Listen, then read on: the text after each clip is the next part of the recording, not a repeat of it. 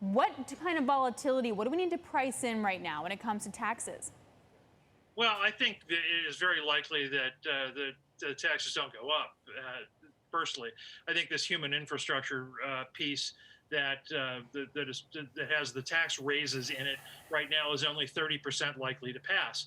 And if it passes, it's going to end up being much smaller, and it's going to take much longer to get it passed, probably months. Uh, the basis of this view is very simple. Uh, Nobody agrees on how much money should be spent. Nobody agrees on what it should be spent for. Congress is only at the beginning of trying to thrash all that stuff out. It's going to take a very long time. Older folks in the markets will remember that the Affordable Care Act took something like 6 to 7 months to thrash out in an all-Democratic Congress. And so if anything's going to happen on this, right now it looks like it's going to take very much that period of time. Meanwhile, you're eventually going to get annual spending. You're eventually going to get the real infrastructure bill, the roads and bridges, and you're eventually going to get debt limit. But the volatility will last for a while because we don't know exactly when the debt limit's going to expire. There seems to be an age theme running through this show now, which I'm slightly concerned about. I also remember that, by the way. He just called both of us old. Yeah. Oh, I did not. I feel happier now about that. There you go. Is the government going to have to send everybody home?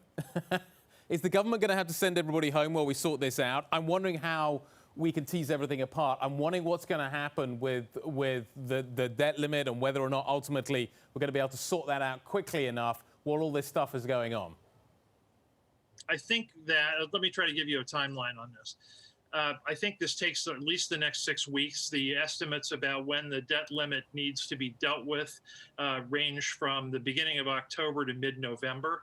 That is entirely up. When that happens is entirely up to a report that Treasury Secretary Yellen will send to Congress to say, this is when it's going to run out. She hasn't done that yet, but there's lots of other estimates that indicate that time frame that I mentioned. Nobody's going to negotiate on the annual spending bill, what it actually looks like, and or anything else until we figure out what the debt limit is. Even then, Republicans pretty much have the Democrats over a barrel on the debt limit. They are insisting.